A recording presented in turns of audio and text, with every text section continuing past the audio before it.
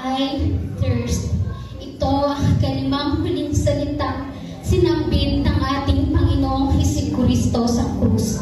John 19:28. After this, Jesus, knowing that all things were now accomplished, that the scripture might be fulfilled, said, I thirst.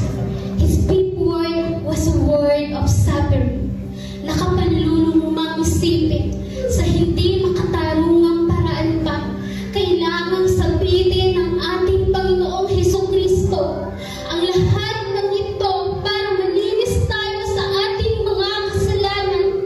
Una, para matupad ang propesya concerning Jesus' betrayal and death. Sabi sa Psalm 69:21, they also gave me a gall for my food, and for my tears, they gave me vinegar to drink.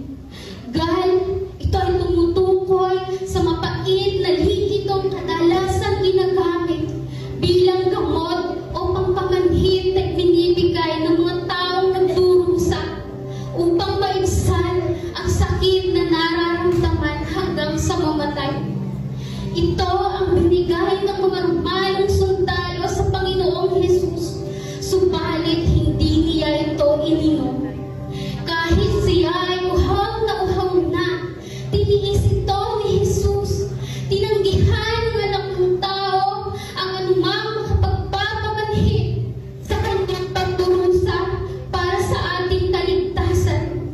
Dahil determinado ang ating Panginoon na ma-fulfill ang kanyang mission to complete His task and prophecy. Nakakalungkot ngang isipin na maraming tao sa mundo hindi nila alam ang kanilang misyon at ang purpose nila sa buhay.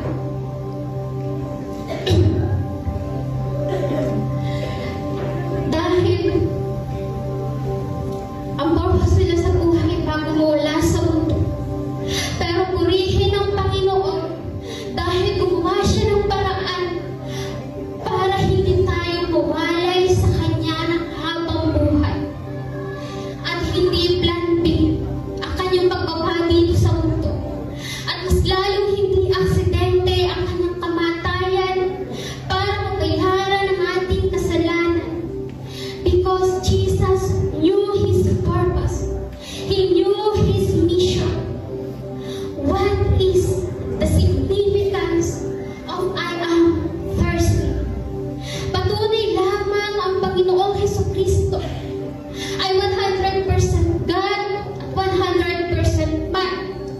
Dahil siya ay physical na may pangangailangan din at damdamin kagaya natin. Naranasan niya rin mapagod, magutom, masaktan, tumangis at mauhaw. Kaya alam ni Lord kung malungkot ka ngayon, nakikita niya ang kapag pinagdadaanan mo. Alam niya ang iniisip mo. At bilang niya ang hibla ng bilang rin niya ang hibla ng iyong mga buhok. Kaya minsan, iniisip mo na walang nagmamahal sa'yo.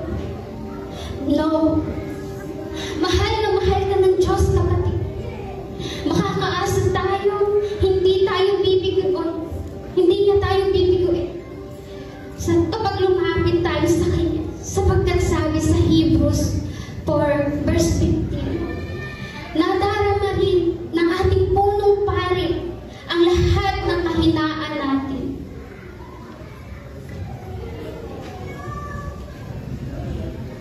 At dahil naranasan din niya ang lahat ng pagsubok na dumarating sa atin, pero hindi siya nagkasala. Si Jesus ang dakilang punong pari. Kahit kung paano nauhaw sa Jesus,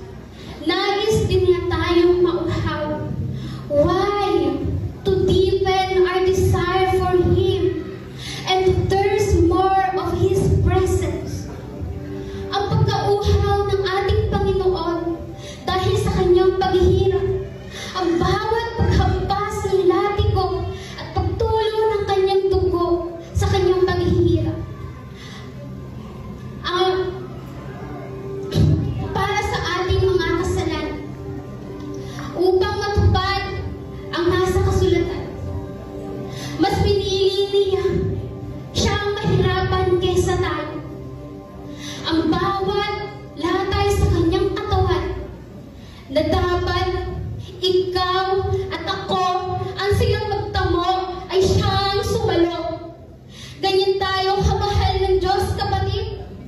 At ang pagkauhaw ng ating Panginoon ay hindi lamang sa pisikal, kundi pati espiritual.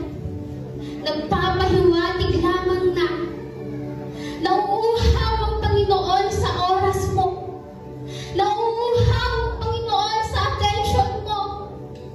Nauuhaw siya sa pagpupuri mo at sa pasasalamat mo. Nauuhaw siya sa mga kaluluwang wala pang kaligtasan. Nauuhaw siya sa mga taong lumayo sa Kanya at sa mga tupang ligaw na kagaya mo. Kaya ang tanong sa ating mga kapatid, nauuhaw ka pa ba sa presensya ng Diyos? Ninanais mo pa bang uminom ng tubig na nagmumula sa Kanya? O napuno ka na ng mundong ito? Napuno ka na ng mga bagay sa mundong ito? Tandaan mo, kapatid, hindi kayang punan ng mundong ito ang iyong pagtauhaw. Hindi kayang isatisfy ng kayamanan ang buhay mo. Ang pera, nauubos. Ang kasiyahan, pansamantala lang. Nasa iyo man lahat, pero bakit laging may kulang? Lagi ka pa rin nauuhaw dahil hindi kayang punan ng material na bagay ang butas at kalulangan sa puso mo. Natanging Diyos lang ang makapagpupuno nito. Hindi lang namatay si Jesus sa krus para sa ating kasalanan, kundi nais din niyang maranasan natin ang abundant, long, and satisfying life. Gusto ng Diyos maranasan natin ang pagpapala. Siya ang unlimited source ng tubig na mag-aalis ng ating mga kasalanan at magbibigay ng buhay na walang hanggan sa tulong ng banal na Espiritu. Mag-uumapaw ang ating kasiyahan, kapayapaan at pag-asa. Sa presensya ng Diyos, matatagpuan natin ang tunay na kasaganaan. Kaya't huwag tayong mag-atubiling lumapit sa Kanya at tanggapin ang Kanyang alok na tubig na nagbibigay buhay. Sabi sa John 4:14, ngunit ang sino mang uminom ng tubig na ibibigay ko sa Kanya ay hindi na muling mauuhaw kailanman. Ang tubig na ibibigay ko ay magiging batis sa loob niya at patuloy na bubukal at magbibigay sa Kanya ng buhay na walang hanggan. Amen. Amen. Amen. Why is it important to remain thirsty? To develop a deeper longing for the living water that only Jesus can provide. I thirst. Sambit ng ating Panginoon. Totoong napakainit ng panahon natin ngayon. Sino hindi mauuhaw? Sa ganitong panahon din, dumanas ng pasakit ang ating tagapagligtas. Tirik na tirik ang araw, nakakapaso ng balat ng init. Pero, pansin niyo ba mga kapatid, kapag nauuhaw ang isang tao, hindi ba gusto niya agad mapawi ito at makaramdam ng ginhawa?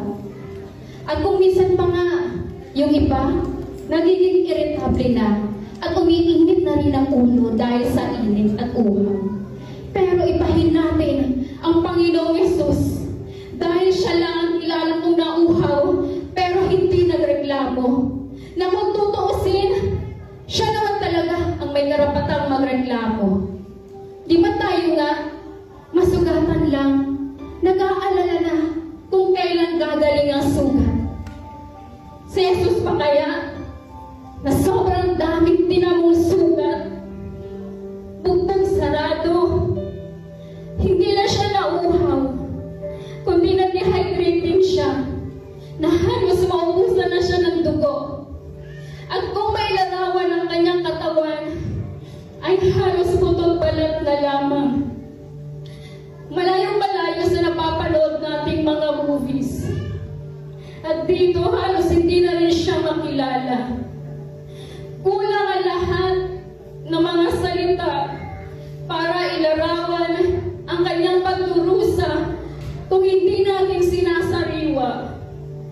Nakakadurog man ang puso balikan kung paanong sa hindi magandang paraan kailangan magsakripisyo ang isang perpektong Diyos para sa makasalanang tao, kagaya ko at kagaya mo. So what's so good about Good Friday? Kung sa araw na ito, namatay ang Panginoong Yesus. Severe punishment, mga kapatid, ang krus. And crucifixion was reserved for the worst of criminals. At alam natin na inosente si Jesus. Pero bakit malupit ang paghahatol na kanyang tinanggap mula pa sa mga taong sumigaw ng Hosanna, Hosanna, to crucify Him? I thirst, the pride of actual physical experience. This is not the first time Jesus asked for a drink. Kung naaalala niyo, mga kapatid, humingi din ng tubig si Jesus sa isang Samaritan woman sa balon ni Jacob na mababasa natin sa John 4:7. And it's very interesting kasi parehong tanghaling tapat nang humingi si Jesus ng tubig sa babae at tanghaling tapat din nang siya'y naghirap at nauhaw sa krus. Pero ang paghingi ba ng Panginoong Jesus ng tubig, does it mean He needs our water? And implying that He is thirsty. Ibig sabihin ba nito na ang Diyos na makapangyarihan sa lahat, na may likha ng langit at lupa, na uuhaw? Ang Diyos na nagpakita ng mga himala, bumuhay ng mga patay, at nagpagaling sa lahat ng may sakit, na uuhaw? The same God na nagpalabas ng tubig sa bato in the Old Testament is thirsty? No. Jesus doesn't need anything from us. Si Jesus ay hindi nauhaw sa krus ng Kalbaryo dahil gusto niyang uminom.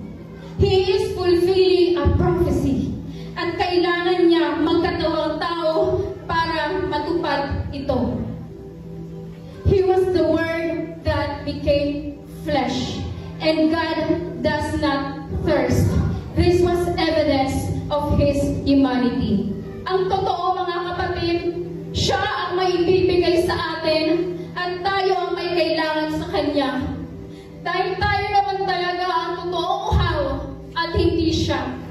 Kaya ang tanong sa atin ngayon, saan ka ba nauuhaw, kapatid? Nauuhaw ka ba sa atensyon?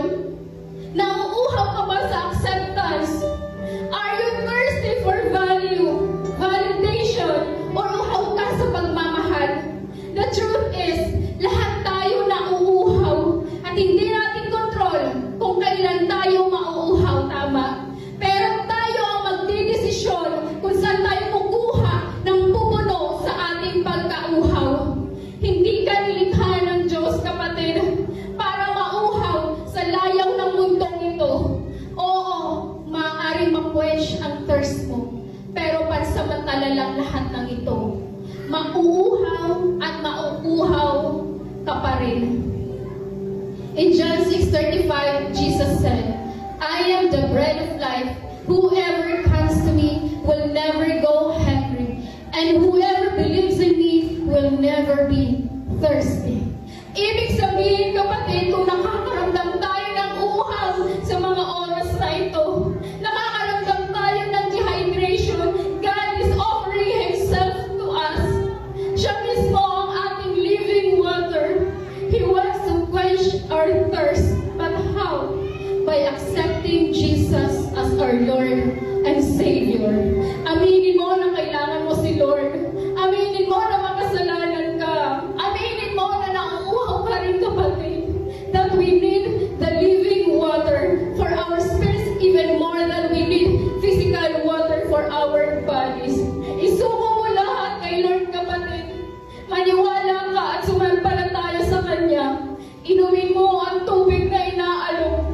Jesus is inviting us to come and drink. Jesus Christ is the only satisfactory source to quench our dry and thirsty souls. Manapig ka kapatid sa presensya niya kung paano ang batis ang siya mahanap ng usap. Hinahanap din ng Diyos ang uhaw mong kaluluwa. Kaya sa tuwing nauuhaw ka kapatid, tumingin ka sa krus at hindi sa iyong bulsa at hindi sa validation dito sa mundong ito. Sa tuwing nauuhaw ka, tumingin ka sa krus at doon mo makikita ang iyong halaga. Jesus died so you can experience life. The Lamb of God paid our debt and took away our sin. Stay thirsty, mga kapatid, because blessed are those who hunger and thirst for righteousness, for they shall be satisfied. Manalangin tayo. Our Heavenly Father, we glorify your name. We thank you, Lord Jesus, for dying on the cross for our sins. Inaamin namin, Panginoon, na kami ay makasalanan. Inaamin namin, Lord, na kailangan ka namin. In your words, I am thirsty. We hear the cry, Lord, of our own heart. Inaamin namin, Lord, na kami ay nauuhaw. Lord, not for physical drink, but for your presence. We don't need sour wine, Lord. Rather, we need the new wine of your kingdom to flood our souls. Patawad, Lord, dahil sa aming pagsuway, ikaw ang nahirapan, ikaw ang namatay. Lord, we need to be refreshed by your living water. We yearn for Spirit to fill us again. Linisin mo kami, Banal na Espiritu, ang aming isipan, ang aming puso, sa bawat salita at gawa. Salamat, Panginoon, sa tubig na pinagkaloob mo sa amin. Tinatanggap namin ang lahat ng ito sa pangalan mo, Jesus. Amen.